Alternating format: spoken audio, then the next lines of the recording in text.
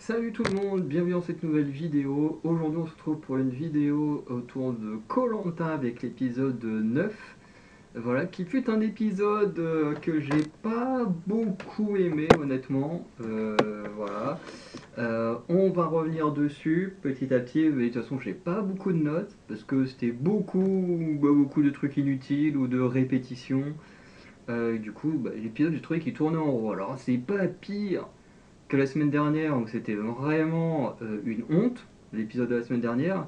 Là, je veux dire, on a un épisode un peu plus classique, mais tu sens qu'en fait, il y a tellement rien à raconter, que on te répète les choses mille fois, et moi, c'est quelque chose qui m'insupporte. En plus, j'ai vu l'épisode ce matin au réveil, alors que j'ai très très mal dormi. Alors, ça m'a mis encore plus de mauvaise humeur d'avoir vu cet épisode. Heureusement, après, je suis allé à mon boulot, parce que je fais des heures dans un centre de documentation le midi et des fois le soir aussi. Enfin, ça dépend avec une collègue, on voit en fonction de nos emplois du temps à la fac. Mais du coup, ça m'a fait du bien d'aller travailler parce que franchement, l'épisode de koh il m'avait saoulé tellement c'était nul. Mais bon, on va revenir dessus. Donc d'abord, on commence avec le jury final. Alors déjà, là, j'ai été étonné qu'on commence avec le jury final parce que bien souvent, dans koh le jury final, on le voit quand il commence à y avoir au moins 3, 4, 5 personnes, ça dépend des saisons, ça dépend aussi de si c'est intéressant ou pas ce qui se raconte. Mais c'est vrai que c'est rare qu'on monte le joueur final et qu'il n'y ait qu'une seule personne. Alors, dans les années plus lointaines, je sais plus comment c'était, mais c'est vrai que là, sur ces dernières années, on montre pas le jury final dès l'épisode après la réunification, parce que bien souvent on attend qu'il y ait un peu de monde, parce qu'on essaye de voir les débats, tiens, c'est qui a été éliminé et tout, et voir qui a raison, qui a pas raison, tout ça, les arguments de pourquoi machin a été éliminé ou pas, enfin bref. Euh, Ce qui fait que là, avec une seule personne d'éliminer, c'est compliqué qu'elle débatte avec quelqu'un d'autre puisqu'elle est toute seule. Mais bon. Du coup, on a mieux compris après pourquoi ils ont montré l'arrivée de Fabrice, ce qu'ils auraient jamais fait si Fabrice n'était pas aussi divertissant. C'est que Fabrice il va arriver et puis il va direct mettre une cartouche à Sarah. Voilà. Je me souviens plus précisément, mais bon, c'est les mêmes conneries qu'on a vues la semaine dernière. Et quand je dis les mêmes conneries, c'est pas dans le sens où c'est mauvais, c'est juste que ça me saoule les répétitions, surtout qu'on a le recap juste avant. Là, on nous redit la même chose. Sans compter qu'en plus, il y a une épreuve éliminatoire. La personne qui se fait éliminer, on la voit arriver aux ambassadeurs pour que Fabrice nous redise exactement ce qu'il nous a dit. Au bout d'un moment, j'avais envie de péter un câble. Je fais c'est bon, on a compris que Sarah elle est con d'avoir fait confiance trop vite à Jacques. C'est bon, on vous le dit une fois, on a compris. Il n'y a pas besoin de vous le répéter 1000 fois dans l'épisode. En plus, l'épisode, moi je l'ai vu en streaming sur TF1+. Bon, les pubs, elles étaient très chiantes, elles étaient longues. Enfin, longues, je pense beaucoup moins que vous qui regardiez en direct. Mais genre l'épisode il durait 1h30 et à peine 1h30 parce que je crois que la première partie elle durait 50 minutes, 1 heure, parce qu'à chaque fois je sais pas pourquoi ils découpent le truc en deux parties, et genre la deuxième partie elle durait 35 minutes, un truc comme ça. Je me suis dit quoi? Genre l'épisode il dure que 1h30, enfin entre guillemets environ 1h30. Je me dis c'est très très court pour un épisode. Mais en même temps ils ont tellement rien à raconter qu'ils vont pas nous faire un épisode de 2 heures avec rien sous le capot.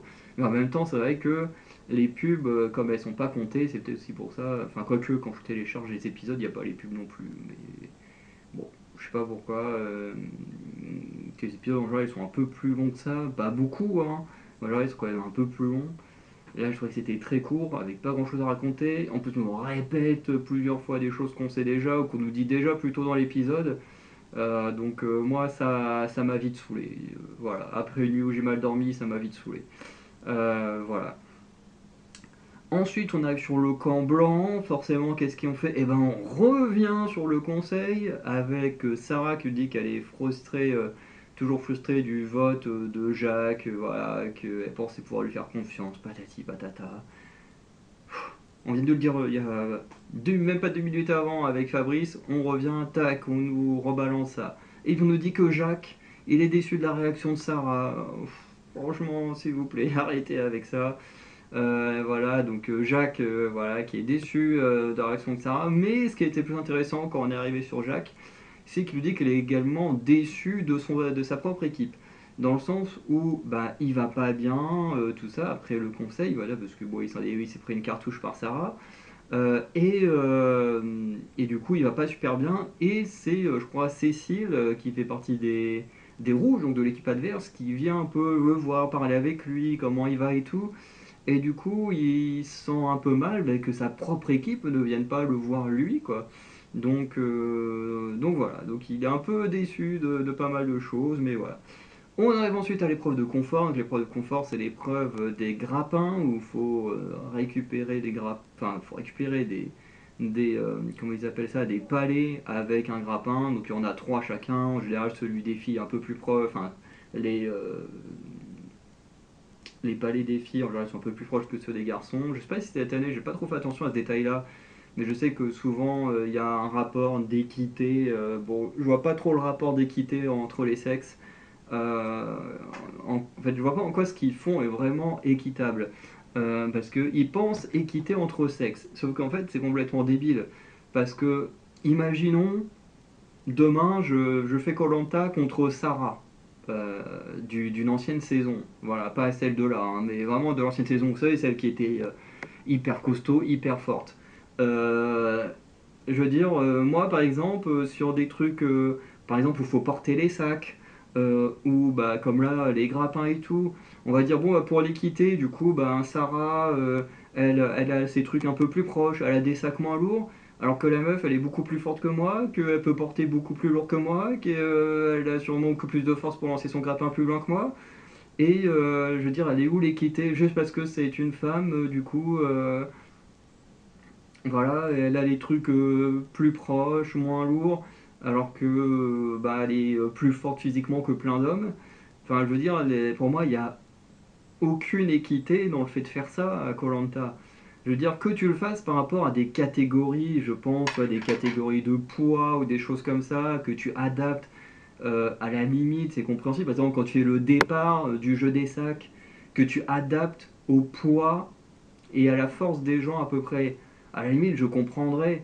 Parce que par exemple, moi qui fais à peine 50 kilos, qui n'a aucune force dans les bras, face à un autre gars qui est beaucoup plus costaud, qui fait de la muscu et tout, bon ben voilà, si on doit partir avec le même poids, ben c'est toujours pas très équitable parce que bah, physiquement il est beaucoup plus fort que moi. Donc je veux dire, l'équité, c'est pas qu'une question de sexe, hein. Il y a beaucoup de choses qui rentrent en jeu. Et je prends l'exemple de Sarah, je sais plus de quelle saison elle était, mais je pense que ceux qui ont vu les vieilles saisons et tout ça, vous voyez de laquelle Sarah je parle. Mais voilà, moi je vois aucune équité dans ce qu'ils font, parce que bah, il y a des femmes qui sont plus fortes que certains hommes, il y a des femmes qui sont plus fortes que d'autres femmes, et voilà, c'est pas une question de sexe, c'est pas toutes les femmes sont moins fortes que les hommes, c'est complètement débile de réfléchir comme ça.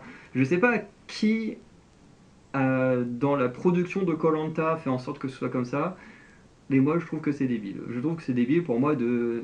S'ils veulent vraiment de l'équité, ils devraient pas réfléchir en fonction de sexe, mais plus en catégorie de poids ou en termes de catégorie sportive, tu vois, entre ceux qui font du sport à l'extérieur et ceux qui en font pas. Alors, on sait que à koh tu perds quand même et tout, mais tu as quand même tes gestes, des trucs comme ça qui restent, ça disparaît pas. Donc, qui te laissent un avantage contre ceux qui n'en ont pas. Donc, s'ils veulent vraiment de l'équité, voilà, faut réfléchir autrement que juste penser au sexe, quoi. Parce que, là voilà, je l'ai déjà dit, mais il y a des hommes qui sont plus forts que les femmes, il y a des femmes qui sont plus fortes que les hommes, et voilà, je vois pas en quoi les femmes en général, du coup, devraient être en gros le genre inférieur, quoi. C'est quand même assez particulier, parce qu'en voulant faire l'équité, bah, c'est comme si tu considères que les femmes sont inférieures aux hommes. Ce qui du coup, quand tu sélectionnes vraiment au cas par cas, bah c'est pas vrai. Donc voilà. Enfin, en tout cas, voilà, c'est une petite parenthèse, hein, vu que de toute façon on va pas beaucoup parler de l'épisode, voilà, c'est une petite parenthèse autour de l'équité, mais qui est un truc qui me saoule de plus en plus à koh. Voilà, parce que bah, en fait l'équité c'est censé apporter une justice, et en fait bah, n'apporte absolument pas du tout de justice à koh. Voilà. L'épreuve est éliminatoire. Voilà, le premier arrivé, il va enfin le premier qui gagne, il va au confort et celui qui finit dernier, il est éliminé. Voilà. Donc, on a Frédéric qui va l'emporter. Voilà, donc très content, parce que moi j'aime bien Frédéric, donc très content qu'il l'emporte. Suivi de près par Hugo, c'est assez important pour la suite. Voilà, après il y a tous les autres voilà, qui font des bonnes perfs ou pas, ça dépend lesquels, hein. Du coup, à la fin, c'est Maud qui va se faire éliminer. Je crois que c'est Sophia qui récupère son dernier palais juste avant. Donc voilà, élimination de Maud. Bon, Maud, c'est un peu triste pour elle, mais en même temps, on la voyait pas du tout à l'écran. Enfin, quand je dis pas du tout, c'est très très peu. Donc au final, déjà que j'ai pas de favoris dans l'émission, bah alors ceux qu'on voit pas beaucoup comme ça, c'est un peu dommage pour eux, mais il y a encore moins d'attachement à leur élimination. Donc Maud départ, forcément quand Maud départ, on la montre au jury final, et qu'est-ce qui se passe au jury final? Et ben Fabrice remet exactement la même cartouche à Sarah qu'il avait donnée au tout début de l'épisode. Vraiment, je pense qu'il y a à peine une heure de passé, même pas une heure de passé, et vraiment on est revenu 3 fois sur le conseil. 3 fois en moins d'une heure. Franchement, c'est vraiment un truc qui me saoule. Bah, j'ai vraiment l'impression qu'on me prend pour un débile, que j'ai déjà oublié que 5 minutes avant, on avait parlé de... Je sais pas comment vous le ressentez vraiment quand vous regardez une émission et que vous répète les choses. Je sais pas comment vous le ressentez cette chose-là. Moi, c'est vraiment un truc que je déteste. J'ai vraiment l'impression qu'on me prend pour un con. Qu'on me dit, bah tiens, on t'a montré ça, mais on te le répète au cas où si t'es trop con pour pas t'en souvenir. C'est par exemple un truc qui m'agace. Alors, c'est pas de la télé-réalité que je regarde, mais pendant un temps, l'ex à ma mère avait sa fille qui regardait des télé-réalités sur W9 et tout. Donc forcément, quand on rentrait, puis bah forcément il y avait ça à la télé pendant qu'on mange, donc on regardait tous au final, même si on n'en avait pas envie. Il y a un truc qui m'agaçait énormément, en plus de la personnalité des gens qui y sont présents, hein, en plus quand on voit qu'aujourd'hui les 3 quarts font partie des influx voleurs. Bon. Mais ce qui m'agaçait, c'est qu'en gros, on te montrait une action, et après, t'avais des gens face cam qui t'expliquaient ce qui vient de se passer. C'est encore pire que à koh, parce qu'à koh, les gens ils se répètent. Enfin, du moins, le montage, on monte les moments, les gens on reparle plusieurs fois la même chose. Donc, ça m'agace. Mais quand on te montre une image, je sais pas, imaginons, je sais pas, t'as quelqu'un qui pousse quelqu'un dans la piscine, et puis que t'as l'autre qui fait oui, bah tiens machin, il a chopé l'autre, il a lancé dans la piscine, tu dis mais vous prenez vraiment votre public pour des débiles. Je veux dire, on vient de le voir, pourquoi 2 secondes après, vous mettez quelqu'un face cam qui explique ce qui vient de se passer. Et je pense qu'on n'est pas assez con pour ne pas comprendre ce qui se passe. Enfin, vraiment, c'est un truc qui m'agace dans la télé-réalité. C'est vraiment, on t'explique, on t'explique ce que tu viens de voir. Je vois pas du tout l'intérêt. Encore si on te l'explique parce que tu as un truc à critiquer, et quand j'ai critiqué, c'est pas forcément dans la mauvaise chose, hein. Par exemple, quand on parle de critique cinéma, c'est pas forcément que des mauvaises critiques, hein. Les bonnes critiques restent des critiques aussi. Bref, même si c'est un mot qui est très connoté négatif, il y a aussi du positif dans la critique. Mais, euh, mais voilà, quand on vient juste décrire ce qui se passe, franchement, je vois pas l'intérêt. J'ai jamais compris de toute façon l'intérêt des téléréalités de W9 et Énergie 12. Mais là, c'est pareil, le montage, il est là, on te répète les choses indéfiniment, ça me saoule. Voilà. Mais n'hésite pas à dire comment vous ressentez ces choses-là. Donc voilà, donc Frédéric, comme il a gagné, il peut emmener quelqu'un, donc il va décider de choisir Jacques, puisque bah, il a ignoré toute la matinée, que Jacques il se sent pas bien et tout, du coup il emmène Jacques, un peu pour s'excuser, pour se faire pardonner, même s'il le dit pas que c'est pour ça, on le comprend. La récompense, du coup, c'est d'aller enfin, chez un pêcheur, voilà, de pêcher, avoir un petit repas. Et voilà. Je sais plus s'il passe la nuit là-bas ou pas, mais voilà. C'est plutôt sympa. On revient sur le camp des Blancs, il n'y a pas grand chose à dire. On a Gustin qui annonce à Thibaut qu'il est prêt à trahir les Rouges pour éliminer Sarah, parce que Sarah a pas été très gentille avec lui. Alors, ça, c'est un truc qui. Alors, moi, personnellement, je n'aime pas du tout Gustin. C'est qu'en fait, il se plaint du comportement de Sarah, alors qu'en fait, il n'a pas été beaucoup mieux avec elle. C'est-à-dire qu'en fait, il se place en tant que victime face à quelqu'un avec qui il s'est très mal comporté également. Alors certes, il n'est pas aussi virulent que peut être Sarah, et encore Sarah, vraiment très gentillet, mais bon, voilà. Je pense que Gustin, s'il avait fait face à Mélissa ou Lola, là, je sais pas ce qu'il aurait dit, parce que Sarah, elle est quand même relativement cool comparée à Lola et Mélissa. Il dit pas qu'elles sont méchantes, mais par rapport au caractère, vu comment elles ont explosé quand elles ont été éliminées ou des choses comme ça, imaginez-les avec Gustin. Je pense que pour lui, Sarah, ce serait une bisounours à côté des deux autres. Donc voilà. Mais en gros, voilà, il veut faire tomber Sarah, il est prêt à faire tomber Sarah, et voilà. Du coup, ensuite, on a Thibaut et Gustin qui, en prenant du bois pour faire le feu, ils vont exploser le crâne de Charlotte. Voilà, une petite tentative de meurtre, koh ça change, hein, voilà. Il y a une personne qui malheureusement est décédée dès le début à la nage. On a eu une tentative de viol, même si au final, je sais pas si on a eu le fin mot de cette histoire, de la saison qui a été annulée. Voilà, et maintenant, bien sûr, je dis ça pour rigoler, mais une petite tentative de meurtre. Après, c'est une bonne façon d'éliminer les autres, hein, parce qu'au moins, ceux-là, t'es sûr qu'ils reviennent pas, hein. Un bon coup un bon coup de bout de bois dans le crâne, ça, ça,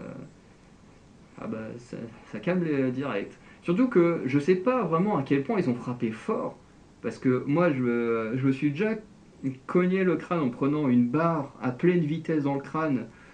Quelques heures après, j'allais mieux. Euh, Là, Charlotte, c'est au point où le lendemain, elle avait encore super mal au crâne, qu'elle a dû être. Que le médecin l'a ramené à leur poste et tout pour s'occuper de son cas. Donc c'est quand même, ils ont dû frapper super fort. Alors même si, bien sûr, ils n'ont pas fait exprès, hein, euh, mais, euh, mais ils ont quand même dû y aller hyper fort. Franchement, c'est pas ouf, hein. En même temps, ça me surprend pas d'Augustin qui fasse pas attention aux femmes, puisque de toute façon, il veut toutes les dégager. Donc c'est pas surprenant, hein. S'il peut en dégager une comme ça, je pense que lui, ça l'arrange, hein. Mais bien sûr, encore une fois, c'est de l'humour, hein. Voilà, j'ai beau ne pas aimer Gustin, je lui mets pas sur le dos des choses qu'il ne fait pas volontairement. Voilà. Même si techniquement, le coup de bout de bois, il fait partie des deux qui l'ont mis, mais voilà, dans le sens où c'est involontaire. Bon, parce que j'ai pas envie qu'on me dise des conneries par commentaire pour ceux qui comprennent pas le second degré. Bref, ensuite on a l'épreuve d'immunité, donc Charlotte forcément elle ne participe pas à cause de sa blessure, donc elle est absente. On a l'épreuve des bambous, donc franchement je suis un peu déçu des épreuves dans cet épisode parce que c'est quand même deux épisodes, enfin deux épreuves plutôt classiques de koh, mais je trouve que c'est deux épreuves où relativement tu t'ennuies un peu. Encore les grappins, t'as entre guillemets un peu d'action parce que faut pas qu'il y ait un dernier, faut pas qu'il y ait d'éliminer, enfin que personne ne va être éliminé, donc forcément il y a un petit truc en jeu en plus. Mais en soi, l'épreuve des grappins, c'est pas l'épreuve la plus cool à regarder. Et ben, l'épreuve des bambous non plus, hein. De toute façon, comme je l'ai dit, les épreuves statiques, c'est plutôt ennuyeux à regarder. Alors c'est bien, il y a des records et tout parfois, mais en soi, à regarder, c'est chiant quoi. C'est pas du tout divertissant. Donc avoir les deux dans le même épisode, je trouve que c'est pas vraiment la meilleure des idées, mais bon, bah, c'est comme ça.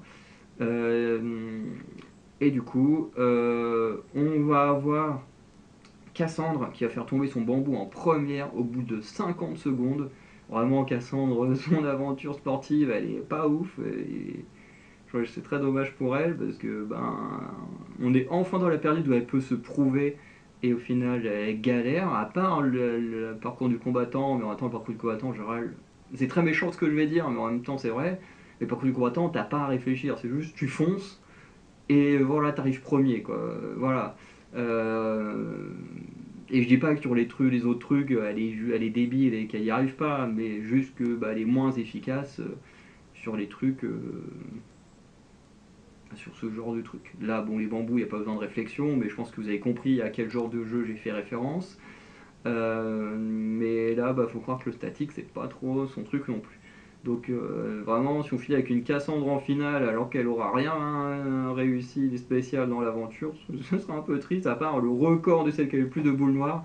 Franchement, imaginez à la fin un Cassandre qui gagne koh avec pour seul truc intéressant, c'est d'avoir eu le plus de boules noires au tirage, ce serait vraiment une catastrophe, hein. Voilà. D'ailleurs, des fois, il y a des moments où je me pose vraiment des questions sur le montage, parce qu'il y a vraiment des moments où on nous montre Cassandre, mais vraiment, elle dit rien d'intéressant. Des même deux fois, elle parle pas. C'est quelqu'un qui lui parle, mais c'est elle qui est au milieu de l'écran. Tu te dis, c'est quand même assez particulier comme montage. Parce que techniquement, la personne qui parle, la personne la plus intéressante. Donc techniquement, c'est cette personne-là qui devrait être centrée de l'écran. Et, euh, et tu sais pas pourquoi, des fois Cassandre, on te la montre comme ça, alors que c'est pas elle qui parle, elle est juste là à écouter, mais c'est elle qu'on met au milieu de l'écran, qu'on monte le plus. Tu fais, bon, ok. Faites ce que vous voulez, voilà. Si ça se trouve, il y a des choses peut-être plus intéressantes à dire avec Maud et puis que vous avez cuté, voilà. Mais bon, on saura jamais, hein, puisque nous, on n'a pas les rushs. Mais bon, la finale de l'épreuve des bambous se fait entre Hugo et Frédéric, donc qui était la même combinaison des deux qui était le plus proche de gagner le confort. Donc bon, confort gagné par Frédéric, immunité gagnée par Hugo, donc plutôt sympa. Petit fact intéressant, voilà, c'est que Hugo remporte l'épreuve le jour de son centième jour de survie. Voilà, en comptant ces trois aventures, donc c'est plutôt sympa. Non, attends, trois ou quatre aventures. Ouais, peut-être en trois. Attends, il a fait 100 jours en trois aventures. Ah bah oui, quoique, oui, oui, non, c'est vrai que j'étais en train de compter en termes d'aventurier, mais oui, non, en vrai, si, c'est normal. C'est quand tu fais 40 et 40 jours, plus 20 jours, enfin, voilà, on arrondit, mais oui, effectivement, on arrive vite à 100 jours.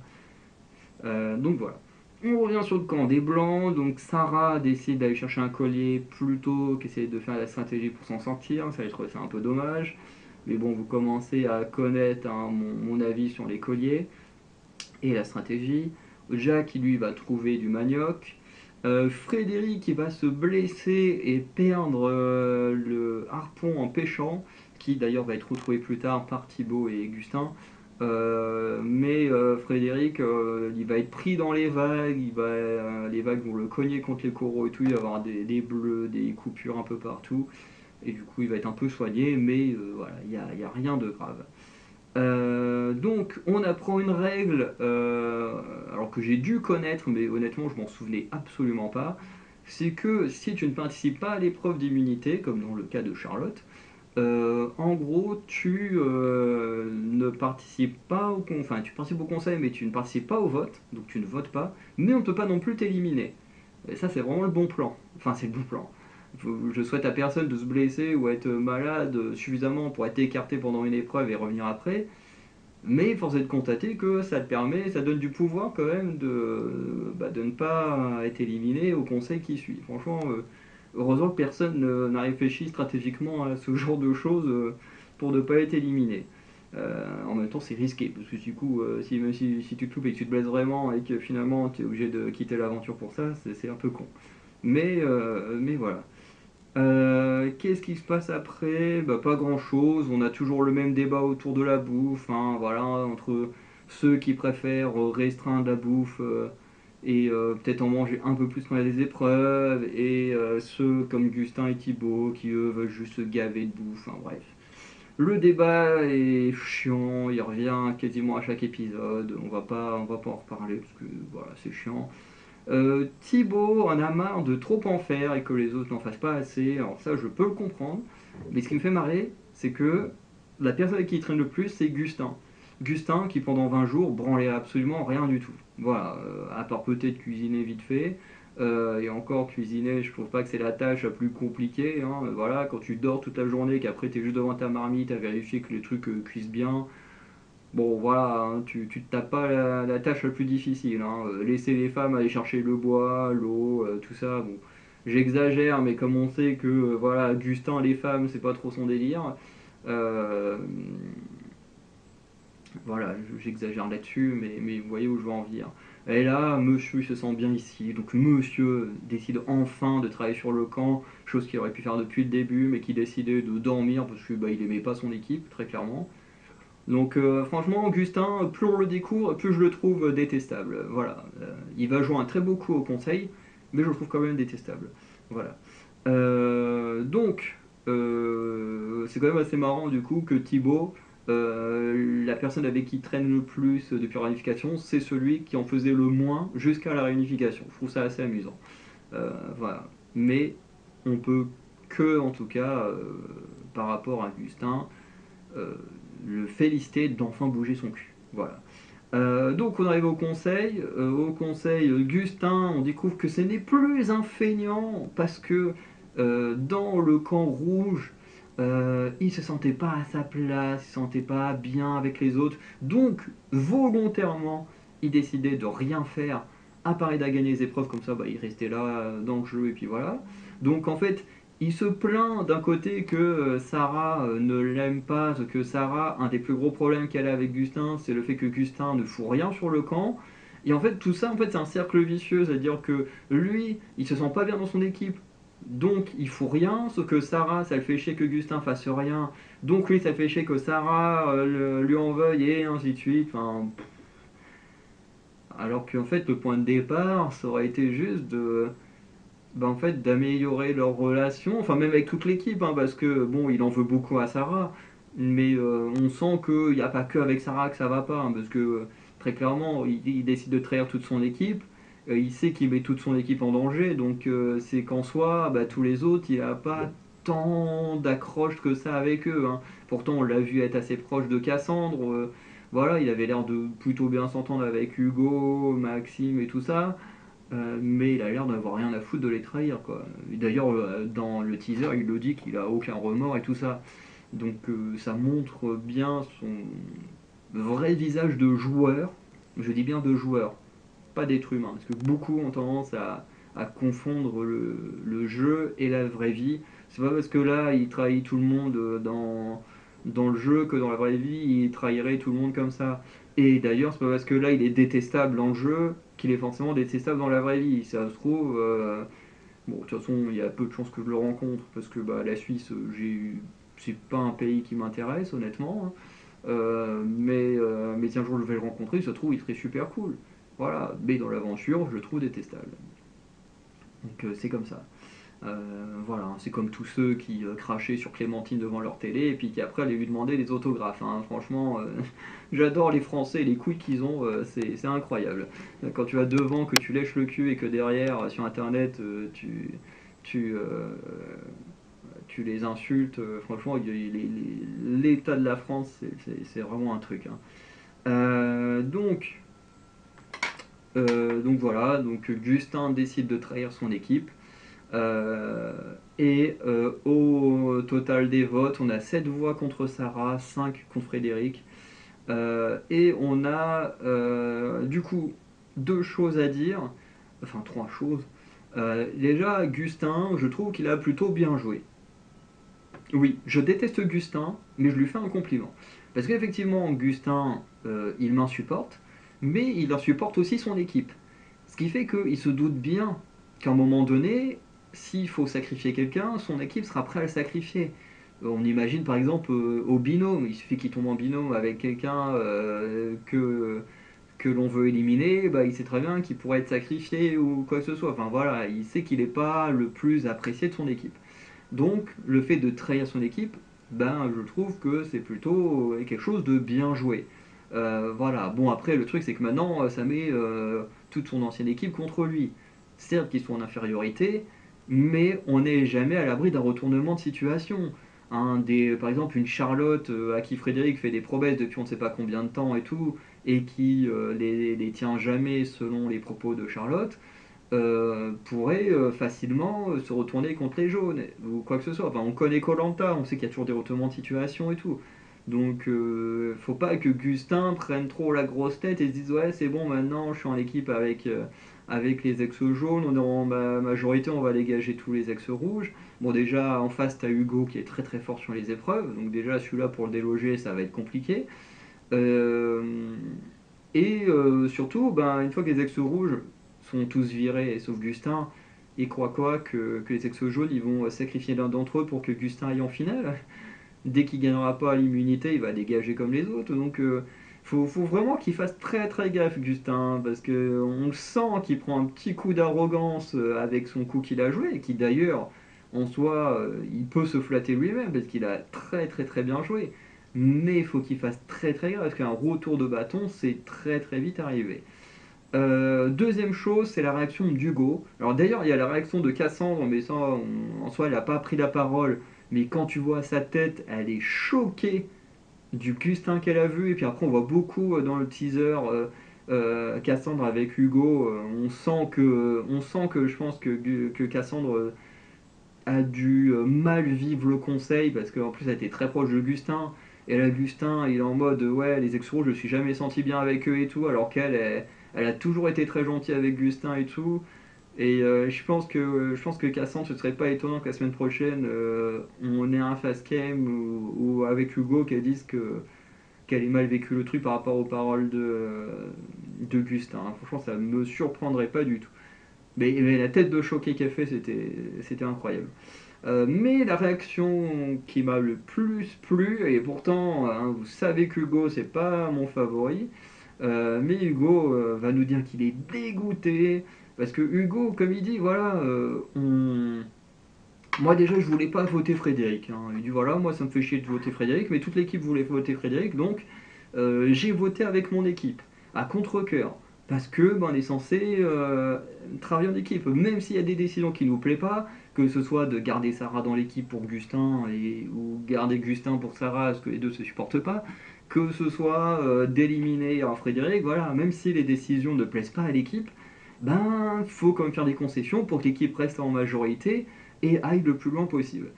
Là, la réaction d'Hugo, elle était incroyable. Il met une petite cartouche à Gustin, en plus en disant ok, maintenant on veut la jouer comme ça, on va la jouer comme ça. Et je sens que Hugo, peut-être pas tout de suite, mais je sens qu'Hugo il va être revanchard, surtout si Hugo il gagne la prochaine immunité. Il peut tenter un truc contre Gustin. Je pense que Hugo il va pas oublier ce qui s'est passé et j'ai hâte de voir ce que ça va donner. Voilà, parce que là, la trahison, on a surtout vu les réactions, en tout cas, de Hugo et Cassandre, surtout la prise de parole d'Hugo, mais on sent que les ex-rouges n'ont pas trop apprécié la blague. Donc, hâte de voir ce qui va se passer la semaine prochaine. Et du coup, dernière chose intéressante, c'est Sarah, du coup, qui donne son vote noir à Hugo. Donc, voilà, Hugo très remonté contre Augustin, qui possède un double vote. Donc on ne sait jamais ce qui peut se passer par la suite. Voilà. Donc on va s'arrêter là. Épisode hein, où il n'y avait pas grand chose à dire. Hein. D'ailleurs sur les 30 minutes là où j'ai parlé, je pense que j'ai quasiment autant parlé de petites parenthèses, voilà, de choses en dehors du jeu que du jeu en lui-même. Donc voilà. Épisode hein, où j'ai vraiment, je peux vous montrer, hein, vraiment, hein, j'ai presque autant de notes que la semaine dernière. Il n'y a pas grand chose, parce que il n'y a pas grand chose à dire. Hein. Et en plus, je vous ai rajouté là en parlant des choses que je n'ai pas écrites parce que je ne trouvais pas intéressant de répéter les choses qui étaient déjà dites. Donc voilà. On va s'arrêter là. Épisode en tout cas où j'ai pas pris beaucoup de plaisir. Alors très certainement que le fait d'avoir passé une très mauvaise nuit à pas arranger les choses, mais je pense que même si j'avais passé une bonne nuit, je pense que l'épisode, j'aurais pas aimé plus que ça. J'aurais peut-être passé un meilleur moment, mais je pense que je l'aurais pas aimé plus que ça parce que il est quand même assez vide comme épisode. Genre, il n'y a pas de discussion vraiment intéressante. C'est vraiment quasiment jusqu'au confort, c'est quasiment que on revient sur ce qui s'est passé l'épisode précédent. Après le confort, on revient encore dessus avec Maud qui arrive aux ambassadeurs. Enfin bref, il n'y a rien d'intéressant, on passe beaucoup de temps sur les blessures et tout, enfin bref, un épisode assez vide à nouveau, voilà. J'ai hâte de voir ce que les autres ils en ont pensé, faut que je regarde ce que Maxime en a pensé. J'ai envie de savoir ce qu'il a pensé aussi du premier épisode de Star Academy, parce que j'ai pas vu sa vidéo encore, mais ouais, pour l'instant, pas ouf tout ce qui se passe. Voilà. Donc, je m'arrête là. N'hésitez pas à me dire ce que vous en avez pensé, si vous avez aimé ou pas aimé cet épisode, pour quelles raisons, tout ça. Et sinon, on se dit à très bientôt pour de nouvelles vidéos. N'hésitez pas à liker, vous abonner, petit don, enfin bref, vous commencez à connaître. Donc voilà, bonne journée ou bonne soirée. Ciao.